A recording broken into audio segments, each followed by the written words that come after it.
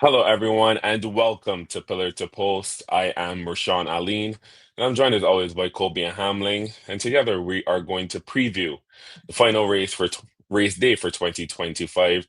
That is the Diamonds International Boxing Day at the races, and it's going to feature the Grade One Crown of Light Boxing Day Stakes. But we're going to jump right into race number one, Kobia, and it's for the babies, the Diamonds International race for Western and Bright maidens. Hey Rashaun, hey everyone, and I think I can say for myself, I expected a lot more horses in this maiden race. I thought Boxing Day would be the time I'm finally going to see a full field of 12 horses, but that's not the case, and I have to deal with what I'm given. Now, on my first line, I went with horse number 5, Electra, and for some, they're going to wonder why did I go with Electra over maybe the likes of Oya's Princess, who would have been second, third, and in the money in her last few outings. But if I'm being honest, right now, we look at Oya's Princess as a bridesmaid. She has had ample opportunities to win, and she has not done so as yet. So I'm going to have to be forced to go with another horse in horse number 5, Electra, the daughter of Aston Martin and Poetic License. Aston Martin, who was able to win a few sprint races in his 2-year-old career. Poetic License, who was fast, whether it was 2, 3, or 4 years old. And when I look back at Electra's last start in the BTBA Juvenile, she outpaced the best of the best. She outpaced Venom, who was subsequently pulled up early. She outpaced Ultrasound Ariel, and Field of Grey is not the fastest thing out of the gates, but Electra always had at least a 2 length lead at every point of the race up until maybe two to go. Now, Electra is not going to have any of these hounding her down early, if I may say so. Oya's Princess is the one I expect to be closest of all, but Electra's going to beat these for early pace. I think she's going to be comfortable up front. I think she's going to be hard to catch. I think she's not going to be caught. Electra is my easiest winner of Boxing Day race day. No, that's a very bold one to start the day. And obviously, when you see Ariel and Ultrasound in the form line, you're going to immediately jump to a horse like that in this five horse field. For me, I think Electra is one I'm going to fade just because I don't like how she finished out the juvenile. It was very impressive to see the speed. Yes, all that's great, but I just don't think she saw the race well. And maybe might still be green and learn to become a racehorse. But I'm going to go somewhere else with horse number one, Relentless. I am with you. I am also against Oya's Princess because she's just had so many opportunities.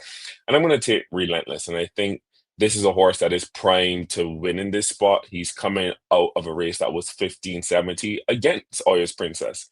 And he made this big random move from the back of the pack to pass Copper Shot and Oya's Princess and take up the lead.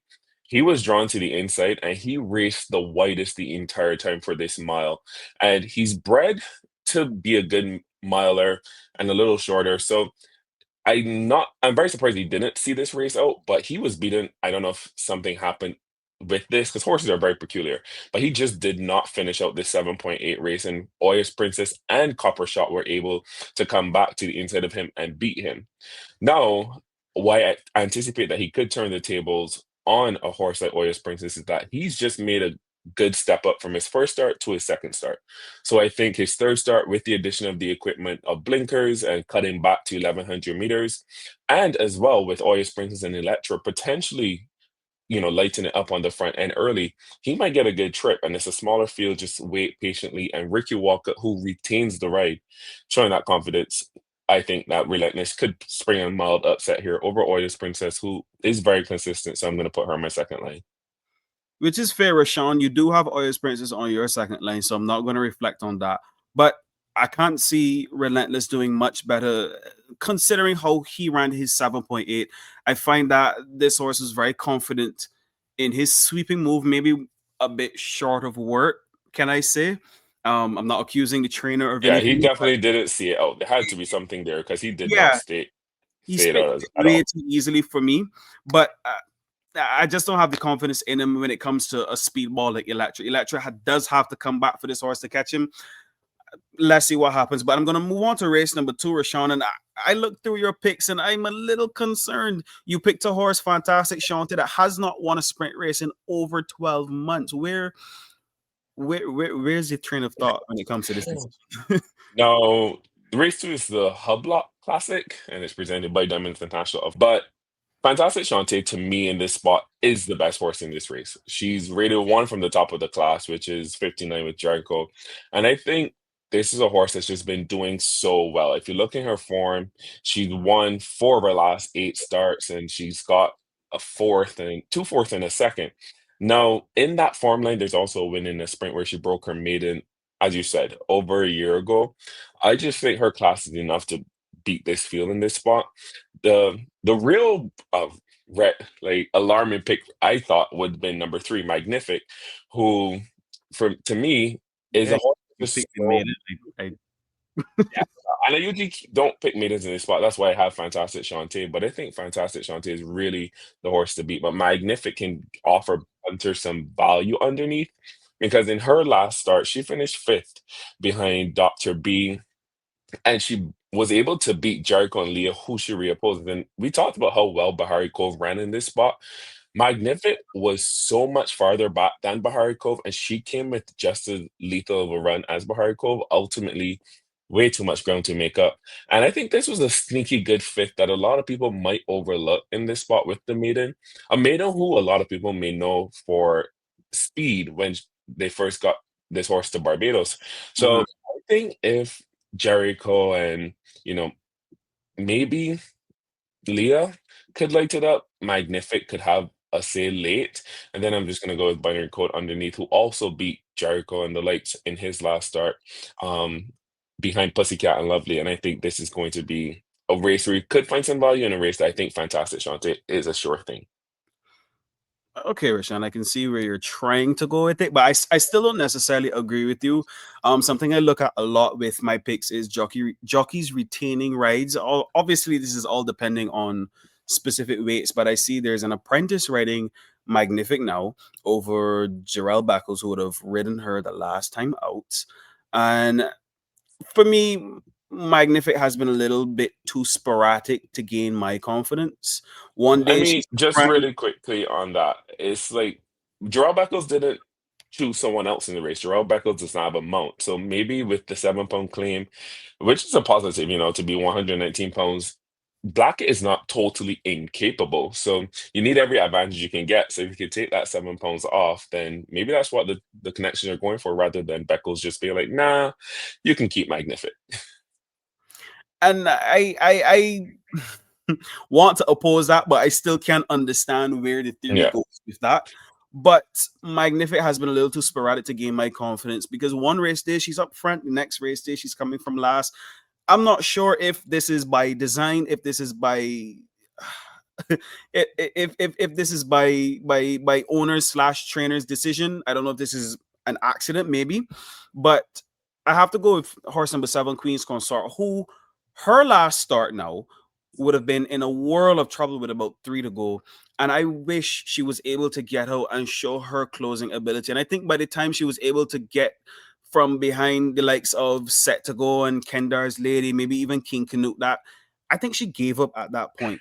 But when I look back through her past performances, this is not a field that she's unfamiliar with.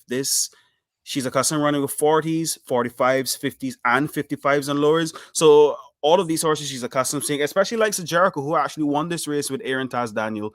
And I think if she's allowed to get her free run, like I said last race with Heidi Marie, she is a force to be reckoned with. But it's all left to be seen. And I think Rashid Hughes, he's boosted my confidence with this decision, seeing that, he's fighting for a jockey's championship. I think he's going to be very specific with who and what he rides Boxing Day. And I think Queen's Consort is a brilliant decision of his. Yeah, I think my only thing with her is she's a good horse, and you mentioned it. If you look through the form, it's like 55s and lower, 50s, 45. This is the 60 and lower. I think the waters are just a tad too deep here. Rashid Hughes definitely is a boat of confidence, but who are you going to ride in this spot um, that is left? And I just think Queen's Consort is a cut below, and then you like Jericho as well as Binary Code. That's correct. We share binary code, but Jericho, who was a winner in two starts, but I'm not sure what happened last start. I find he gave up really, really easily. I don't know if he didn't like the going. I don't know if there was some kind of equipment difference that he wasn't a fan of. But Jericho, on a good day, as you call him, the old veteran, he knows exactly what to do. You don't have to ask him any questions. He's there and he is there to give his 100%. Yeah. Well, it's going to be I don't think it's going to be super competitive, to be honest. I really think Fantastic Shantae than the others, but we'll see. That's race number two. And then race number three, it's the Lime Grove race handicap. It's for the 3 and older, rated 70 and below. And this is basically the Tanglewood prep for these horses. They're going 10 furlongs. We don't usually card a lot of these races. And we have a horse that was second in the Derby. We have a horse that won the Midsummer. It's going to be very interesting to see how this falls out. And we agree on the horse second in the Derby. Yeah, and the likes of Mandarin Oriental. I specifically love the weight pull this horse has received. When I look back through his last few starts, especially facing Nostradamus, we both know Mandarin Oriental is not the fastest thing in the world. So I don't expect him to run down Nostradamus. But when I look at where he came from in both of his last few starts, he came from plumb last. He had the Right. world of work to do. And he was still able to peg back the pace setter to maybe, let's say, a 3 or 4 length advantage. Obviously, you leave a front runner by him or herself, it's gonna take the world of beating. But I think Mandarin Oriental, in his own respect, did a wonderful job at least taking out the lengths. And I think now that we don't have a showtime in the race, or we don't have level weights, should I say, in the race, Mandarin Oriental now has a spot to shine. Showtime is still going to be the pace setter here. Showtime, who's also going to have a apprentice claim of 7 pounds with the same Mr. Blackett, 122 minus 7. I think that's going to be another pop kite up front. But she's also shown she's not quite as fast as Nostradamus. So I think it's not going to be as big of a gap. Mandarin Oriental is not going to have as much work considering there are 8 horses here instead of 12, rather 7 actually. And I think he's in prime position. He needs to show that he belongs in the Tanglewood here.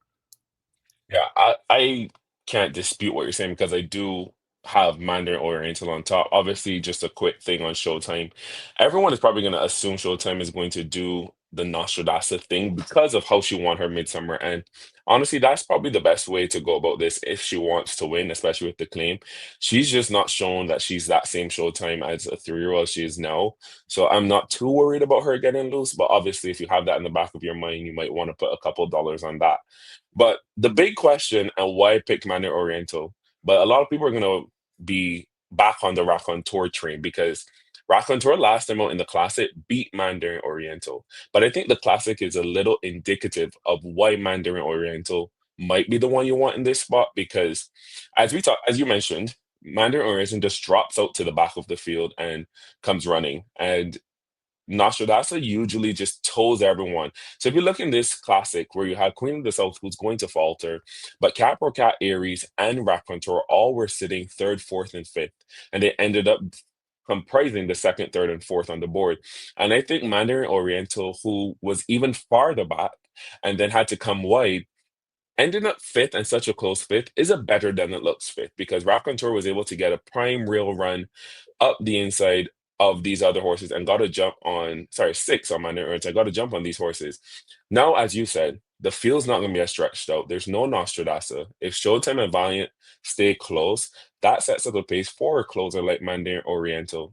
It does also benefit Raconteur, but all things fair and all things considered, Mandarin Oriental has shown he's been a better 3 coming on to the end of the year than Raconteur. And then you mentioned the weight pull, 113 pounds. So he's getting 7 pounds from Raconteur. So we're here really pushing the Mandarin Oriental height. Yeah. But yeah, I really think he's the better 3 in this spot, and that's the one you want. And I can agree with that, Rashaun. Um, Raconteur, I have as my second place horse simply because uh, sometimes I hate to agree with you, but you did hit the nail on the head as Raconteur got a better trip in the BTBA Classic and was able to, you take advantage of what you're given. You put it on a You have platter, to. you have to eat food. You So have to. good. So another horse that I've been looking at in this field is actually Heroes Day. I'm actually surprised to see him back so soon. He's ran a couple races straight now, and I think he's going to be a little bit leg weary. So I'm not necessarily too confident in him, but I think he's good enough to at least hit the board.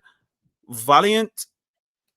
I found that we've shared some different opinions on this horse, but one opinion that I do share with you right now is this horse has to show me he wants to go 10 furlongs, and I haven't seen it yet. 100%. This horse, again, the hype is there. He's talented. This horse is not showing me he wants to stay. I have him here because of the class, and I really, what am I gonna do with the spoiled child and priceless and Showtime? All due respect, but I have him fourth just because of who he is. I really, if he shows me he likes 10 furlongs in this spot, well, then I'll start believing it. But so far, he has not shown me he wants to stay. And then Heroes Right. Day, to go back to your point, I just think he's doing so well. The races that this horse has been running, race day after race day after race day, he belongs in this spot. Again, he's the highest rated horse here. I love the claim now that he's entered with the 131 -7. Obviously, I have him to get beat, but this race runs through Heroes Day, and if he continues to take a step forward, they're all running for second. And I think Heroes Day definitely, obviously, you want to see a little bit of rest in between, but maybe he's just thriving on racing, and he's going to be the one to beat. But I'm going to go with Mandarin Oriental, and so will you. Yeah, but at the time of this recording, this is before Boxing Day. Yes. You're currently second in the championship. Yeah. Now the question that asks is, do you think you can still win? Because you're two behind Ricky, even though you miss about half the season. Yeah.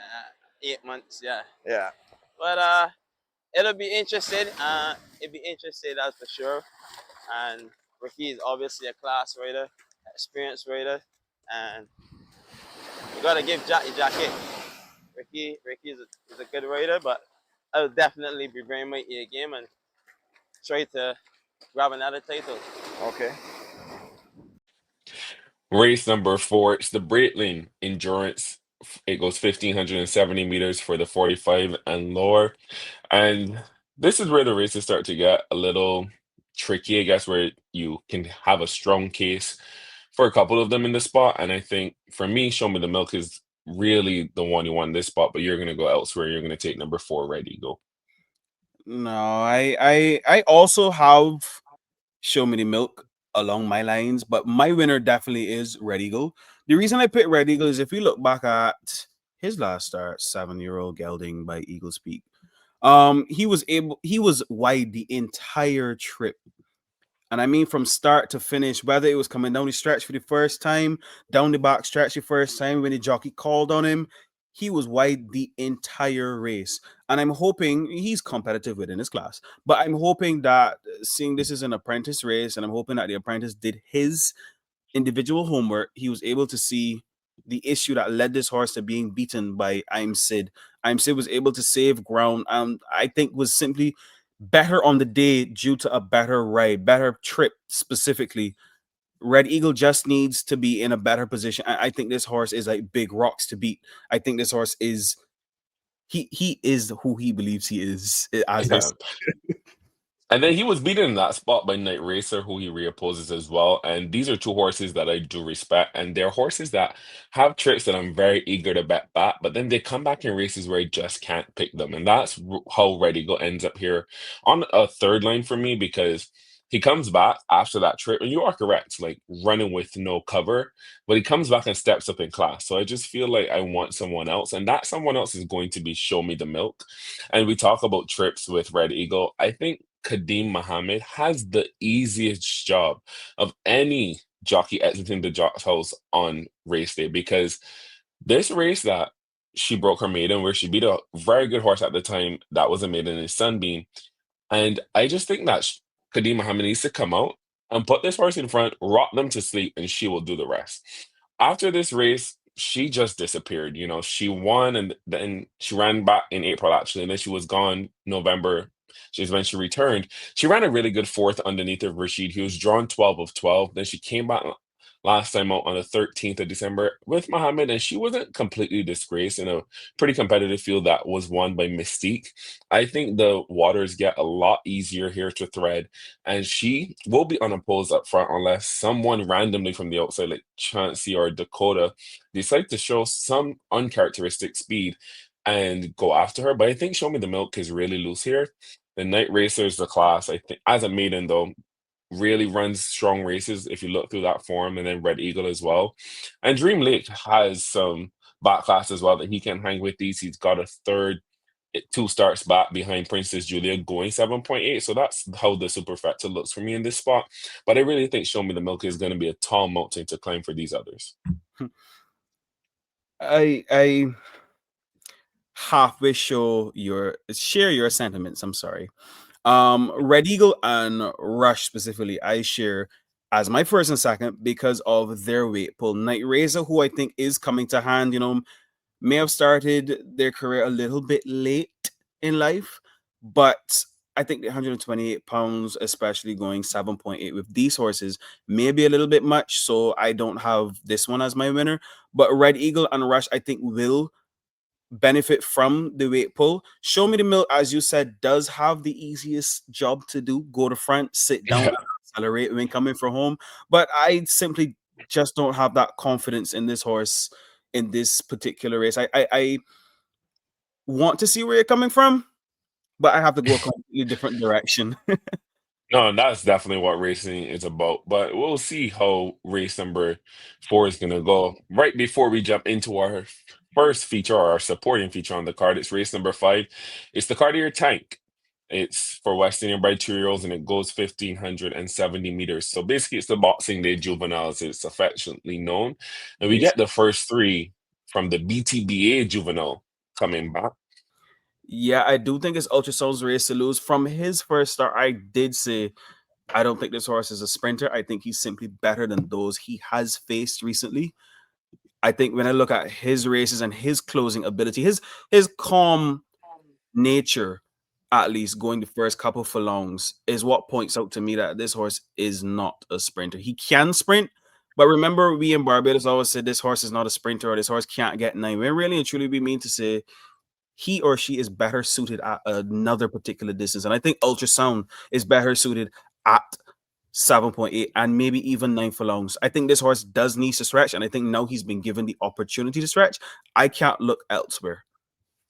No, his pedigree definitely jumps off the page that he does want to stay. He's by Dorset out of a half sister to bounce back. So that's top and bottom wanting to route. And he has speed, so you're probably not super sure, but he's a tall, lanky individual. And I think that he will be primed at the mile. What I do want to see out of Ultrasound is I think last month he was put behind the 8 ball, having to run Ariel down. I want Beckles to come out of the gates with the intention to take the lead. Now, obviously, you have 2 fast fillies to his outside in Flying Jenny and Aspire, but I think if Beckles has that intention from the get-go to be offensive minded right out of the gates, he could get away with the lead. And then I think he'll be tough because he will stay and he has the class and he wouldn't have to then outgun anyone. They have to come catch him. And I think that's a pretty good trip. And even if he doesn't fend off Flying Jenny or aspire for the lead early, breaking with that intention puts him in a spot where he can control his own destiny, sitting behind those 2 and in front of Ariel. Maybe he gets the jump on her and can turn the tables. I do more so think he's going to end up third behind Flying Jenny and the Speedy Aspire. I think he's going to have to wait on one of the 2 of those to blow up or attack them early when they're not looking for it and try to pounce at an expected position. But another horse that I cannot ignore, especially with the jockey change, is Field of Grey. Field of Grey came at the top of the stretch in the BTBA Juvenile with every chance in the world. And I keep saying this horse just wanted driving home. And I think now we have Jay Samuel in his saddle, who we both know is not a stranger to driving home horses. Right. I think Field of Grey will benefit from that jock change. And I think this is one that maybe if he wins, I honestly wouldn't be surprised. He is one of the lone maidens. He and Aspire are the only 2 maidens in the race. But I think Field of Grey, if Jalon Samuel comes to the top of the stretch in third, maybe even fourth, and gets a clear running, keep out of his way. He's coming and he's coming heavy. No, he definitely stepped up big time in his second start, where he lost by 4 1/4 lengths in his debut to Ultrasound. In the juvenile, he was only a length behind Ultrasound. So he's starting to trend in the right direction and trend in that direction quickly. So I think that this is a horse. And then a jockey upgrade of all jockey upgrades when you get Jalon Samuel to come in and ride your 2-year-old. So this is a race where a lot of these horses have a case to win this. And I think if Ultrasound is to come down to Ariel or Field of Grey, I'm not surprised. And then you have Copper Shot, who none of us want, right? Clearly, but he's the only one to have won at 1,570 meters. So if he wins as well, you could point to why he would why it would make sense. So it's going to be a really good juvenile to continue the day. Um, I want to like Copper Shot, but when I look back at the replay and I look at the circumstances that Oya's Princess came under, it's hard for me to choose Copper Shot because if Oya's Princess was to win and was in this race, I don't think she'd be one that I'd necessarily pick. So it's a little bit Right. contradicting if I was to say, Copper Shot is my winner. So I kind of push him to the sidelines a little bit, and I'm pretty confident on my trifecta. Uh, a big question mark still on Field of Grey. I can't see the name Jay Samuels and simply ignore it. Right. And yeah, Copper Shot, I think, just had a lot of circumstances go his way in his maiden win. So we'll see if he can stack up against these in the juvenile. Then we're going to move on to race number 6. It's the high five race on the card. It's the Safi Kalima Tanzanite. It's going 1,100 meters for the 55 and lower. And this is the deepest field on the card, or numbers wise, it's very deep. And we're going every which way for our combinations in this spot. Rashaun, you have the Lisses Angel runner up in her respective derby as your winner. But I have to stick with Dorcas. My reason for sticking with Dorcas is simply because Dorcas has proven to me at this point this horse is a closing sprinter. She wants nothing to do with 7, nothing to do with 9, nothing to do with sprinting distance. But I've seen this horse love to close on them late sprinting. Now, she did not win this highlighted race I have with Ricky Walker, but her sheer ability to hit the go button and just take lengths out of the field. I want you to know this race now does not have in Jericho. This race, yes, it does have the likes of Northern Lady, Amazing Jane, even How You Do. There are a lot of speedballs, and I think that plays into Dorcas's game just a bit. But that upper class, can I say, of horses like Jericho is no longer there. This horse is in prime position, in my opinion, to win. Dorcas is a closing sprint, and I love to see her go further and further at this particular distance. No, I think you have the right setup and the right idea, but I think you have the wrong horse. And again, this is where opinions come in and they differ, and that's okay. But I think all the things you said are accurate, but they're so accurate about Delicia's Angel because I think she's just so much at her best when she's at closing sprinter with the likes of How You Do, Northern Lady, I guess Amazing Jane, but Fantastic Justice and Simmer Down. She's going to get such a good trip. And if you watch her last start when she was in the Sprint Cup where she lost her dot to beat and beat Simmer Down, albeit not by far, I think she is just, as you said, primed in this spot. The 130 pounds is probably going to be alarming for a lot of people, but it does not bother me, especially one when the horses she has to beat are like Fantastic Justice, who she's only giving 3 pounds to, Simmer Down, she's only giving 5. So these are horses that aren't that far off from her, and she's gonna feel that weight when it's time to cool off. It's a sprint, just get out there and finish the job. I think she's going to be very tough. She has the class and she has the ability. And then underneath of her, I'm gonna take number 11, Simmer Down, who I wanted to take on top, but this draw has really done her in for me. It's a negative for me. Her and Fantastic Justice being drawn this wide, I think they're really good. They're the superior speeds, but they have a lot more to contend with. And I wish if they were drawn a little closer to the rails. And if they were drawn a little closer to the rails, I would have them probably as my top 2. And then Premise, because as we talk about the speed. And then I think this is his first time running for New Connections with Andrew Nunez. I think he was in the dispersal sale from Hopefield. And horses, when they go first time Andrew Nunez with new owners, they tend to hit. Like Criterion, his first start with them, Mystique last race day. So I'm gonna take Premise to run a really good race, first time connections, even though his last start was a no show quite literally, but his form before that was pretty good. And then I toyed with a lot of horses here. Gaze just got nominated to the Tanglewood. Her sister just won. Pussycat just won a sprint last race day. Legendary's in good form, but I ultimately took number 2, Dorcas. So I do agree that Dorcas is primed in this spot to run a good race. The pace and her liking 5.5 furlongs are good points for her to have a shot in this spot, but I like others a little bit more. Okay, Rashaun. I on my second line I went with Fantastic Justice. I think this is going to be my pace setter, or at least the hardest headed pace setter Yeah, Sometimes a pace setter is pushed early and gives up a little bit easy, or is annoyed early and spits the bit at the top of the stretch. And I think Fantastic Justice has that ability yeah. not to be bothered enough to allow that to happen.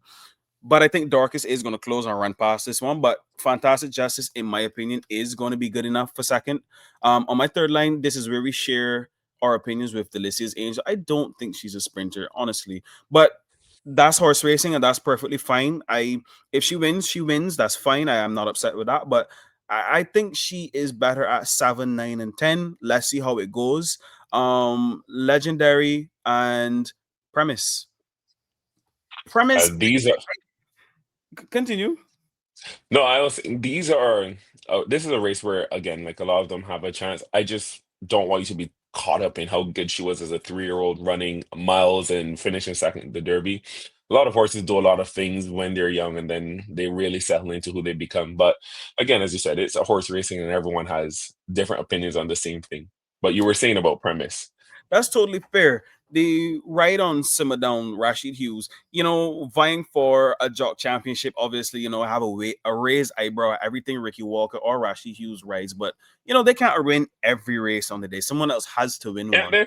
And I don't think this is one that either of the two of them are going to win. I don't like Simmer Down. I find Simmer Down is fast. And at the top of the stretch, I don't know where Simmer Down disappears and goes.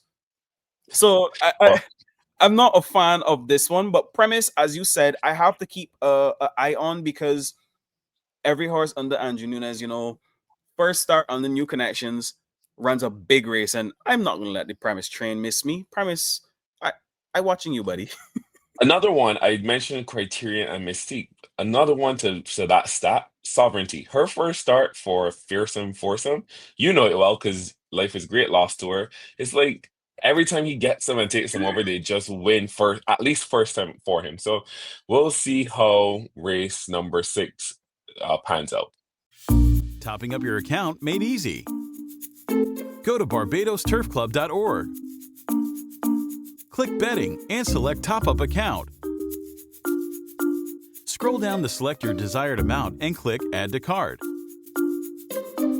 Click view cart, verify your amount, then proceed to checkout.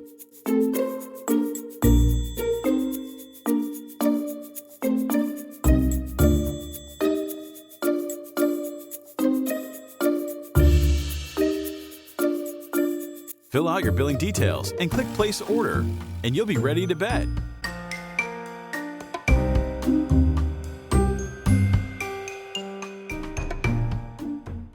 Race number 7 is the Mont Blanc Extreme. It goes 1,570 meters for the 45 and lower, 3-year-olds and older.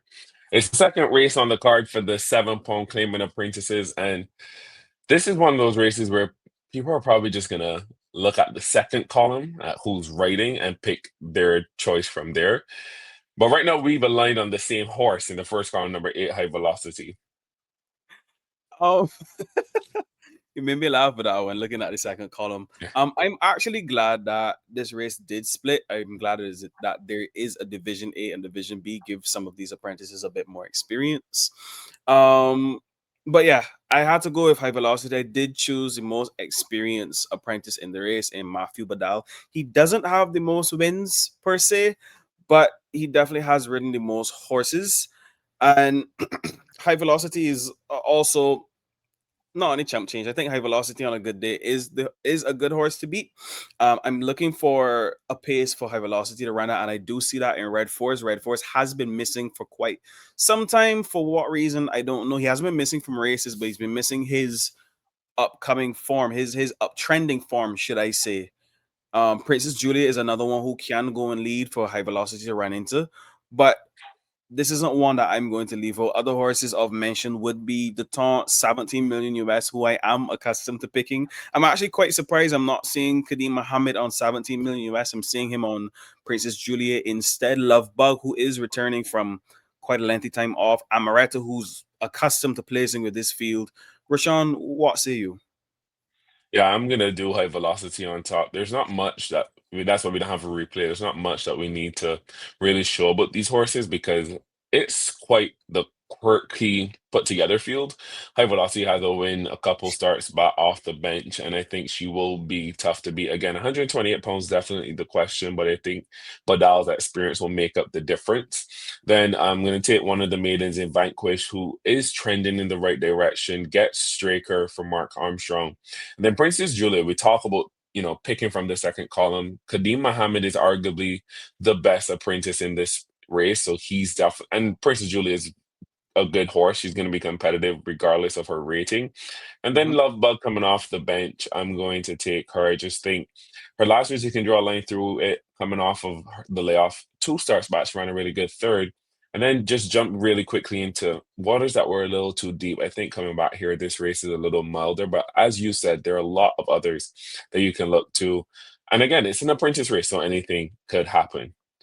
But we're going to move on to the big one. And I think this is the race that everyone is going to be anticipating the entire day. It's the Grade 1 Crown of Light Boxing Day Stakes and Trophy. 1570 meters for the best horses in the country. Again, we have a field of 7 signed on. I'm glad that everyone is decided to face the starter. You got Anissa on the inside, the Gold Cup winner right to her outside. Their stables, his stablemate, Smoking Tea, Jerry the Nipper. We've got the who's who in this spot, and you're going to take the filly for the upset. I do need to take the filly for the upset. Being given £8 by the boys, I think she has one mission, and that mission is to go. She needs to get out from the one hole, not just because she's being given the £8, but because of where she's drawn. Being drawn on the rails going 7.8, if you get squeezed early, your race is done, especially considering she is one of the more keen horses to go to front. She needs to go to front and idle up front and pounce on them at the top of the stretch. I've seen her be able to do this with the likes of Aries, Undisputed, Fillmore's Supermodel, and some other Creoles. But obviously, this is her biggest test since the Spa Sprint. And the Spa Sprint, she had a bit of a rough trip. But if she's able to at least separate herself from the field by maybe half a length or two, and be able to do what she wants to do up front, I don't see it finishing any differently from how this race finished, as highlighted above. Well, she's a filly that I really like. She is very classy. She's lost twice in her life, and to be able to have only 2 blemishes in 8 starts is impressive. But let's be clear, this is not Aries. This is not Undisputed. She's rated 28 pounds below the highest rated horse in this field. So I don't think 8 pounds is as attractive to me as it is to you. I think she's going to have to run the best race that Anissa's ever thought to run to win this in this spot. Obviously, Mhm. it's going to be a gauge of if she's Gold Cup caliber or not. And if she is, I will eat those words and I'll swallow them handsomely because I want her to be a top-notch animal. I just don't think this is a spot that she's going to show that because I just think when she has to deal with Jerry the Nipper and Caspian Sea on the pace, maybe even Portfolio Company, who we saw take over the JB Simpson Classic early last time, and then have to hold off public sector and Smoking Tea. I just don't see the filly being able to do either of those things. But I'm going to take public sector, who is coming off of a layoff and coming back to the country. The first thing I want to know is that the book is going to say 300 days. It's just 300 days since he's run in Barbados. He ran twice in August in Woodbine. But if you go back to the Gold Cup in March, I think this horse ran a sneaky good race in the Gold Cup where he broke on the pace and he rushed up within the first 4 rounds, then he first four rounds, and then he ran by Jerry the Nipper and Portfolio Company with the eventual winner Harrow, and ultimately faded to finish fourth. But it's a better than it looks fourth because Jerry the Nipper barely got him for third, and Smoking Tea, who's going to be a hot favorite off the bench in this spot, is just got by him by half a length. So I think public sector, as the blinkers come off, he might be, excuse me, he might be better suited to the mile than Smoking Tea. And Mhm. Jalon Samuel is not coming home to. If you think Rashid Hughes is going to come home and win races, Jalon Samuel knows what it is to come home and win races. So I think public sector is very well suited. Again, his last start was in a grade 2 in Woodbine. So this is a horse that has class, and he wasn't beaten that badly in that grade 2 in Woodbine, as you see him here in the red cap in all sorts of trouble in the stretch. So I think that this is in a field like this, you're going to get some value on a horse that's not that terrible with a jockey who knows what it's like to win every race in Barbados. So all that long-windedness to say is that I think Anissa is really up against it here. And if she wins, well, kudos to you and everyone who backs her. But I think public sector is and the others are really hard big pills to swallow for Anissa. That's fine by me. And I find a lot of people say, Anissa hasn't beaten anyone. Who is she done? Who is she beaten? What has she done, etc. But you can only run against who's in the race with you, and she's only faced bigger company or better company. Let's say A-class company once, and that's in the Spa Sprint. This is her first time being able to, can I say, relax against these. Maybe she's not interested in the hustle and bustle of a Spa Sprint. Maybe she's interested in sitting calm and relaxed in a 7.8 or maybe even a 9 furlong. It's all left to be seen, and I love to see that the Connections have not bowed down from another challenge. They're facing it with full face, and they're going at it 100%. I absolutely love that. I don't like any kind of cowardness in this sport. Portfolio company who I think is going to get headstrong at the top of the stretch. Should I say the paddock bend, not the top of the stretch? Right. He's going to get a bit headstrong. I've seen him do it with Antonio Bishop amongst other jockeys, and I think he's going to snatch at the bit and is going to try to go with it, Nisa. I think the two of these are going to separate themselves by, let's say, 2 lengths, and I don't think they're going to catch back or they're going to be caught back by the rest of the field. I think they're going to finish just as they are at the 4 furlong pole, which is, I believe, Anissa first, Portfolio Company down behind her, and Jardy Nipper just buying his time in third. I don't think Smoking Tea, or in my opinion, Smoking Tea is a little bit better at 9 furlongs rather than a mile. And Caspian Sea, he's going to be up front. He's going to be up strong early, should I say? And Warbeat, I kind of have a question mark on what happened to him last time, because he was dismissed a little too easily for a horse who debuted like that. In his first start in Barbados, I wasn't a fan of how he ran last time. I'm hoping there was some kind of underlying issue I'm not aware of, but it's all left to be seen. No, no, to Warbeat, just really quickly. He won his debut in Barbados beating Aries. So these are the same kind of horses that you mentioned in the beginning that Anissa was beating. Stepped up to face Jordan Empire and Portfolio Company, and he was found wanting. So I just think that's the same kind of fate where these horses start to really test the waters and then find out where they belong. Okay. Portfolio Company, sorry, well, actually, let's go to Smoking Tea first. I agree with you. I really don't think, compared to the other Smoking Tea, is at his best at a mile. When you have a horse like Portfolio Company who ran behind Renaissance Frolic in 134. So I think these are horses that are just better suited at a mile. And Smoking Tea is more the horse you want in the first Saturday in March. But I think class will be enough to get him on the board here. And then Portfolio Company, I just really don't think Caspian Sea, his last race, he rated and he ran well. But is Richard Dean really going to run Caspian Sea in here again and think that the best chance is to rate? Because this is a horse with speed. Why not try to go to the lead and take it to Anissa and Jerry the Nipper and hope for your best chance rather than sitting behind them and trying to outkick the closers? Yeah, that's definitely not the best idea in my books. Also, I think this is a horse's speed. I think this is a horse that needs to go, but let's see what tactics end up being Friday. So we're gonna move on to the final event of the day, race number 9, the Panera presented by Diamonds International. This is a race going 5.5 for horses rated 90 to 65, the last race of the year. Unfortunately, we don't have a full field. We only have 4 horses going, but it's still a tight knit and a competitive field, Rashaun. No, yeah, this one is pretty tight knit. How competitive it is yet to be seen because we have the same exact. I think this one's pretty Great simple. minds just think alike. Yeah, Paper Trail just downed Nostradasa. Obviously, conditions were more to his favor. But what is supposed to stop him? He's the fastest horse in the race. There's no one that's even like remotely close, and that's the thing. So really, everything points in the direction of Paper Trail, and he's run on all types of surfaces and been competitive. So I think Paper Trail is really tough to look over in this spot. So I think that Paper Trail is going to be really tough to beat. And then Donna Shublin, I really like Lovely, but I don't think Lovely's going to get the pace setup that makes her as good as she usually is. So she's just going to be a little up against it in this spot. But I'm going to take Donald Shublin and Richie Hughes underneath to end the year. Pardon? You're gonna take who to finish here? Paper Trail, and then Donald Oh, Stribling and Rasheed Houston in the year. The oh, exact. sorry. I'm sorry, I missed the paper trail part. I thought I heard you have Donald Stribling to close the year. No, you're good. Um, Just I do share your sentiments with Paper Trail being the fastest horse in the race and having a bit of a reprieve because no one else is going to go with this horse.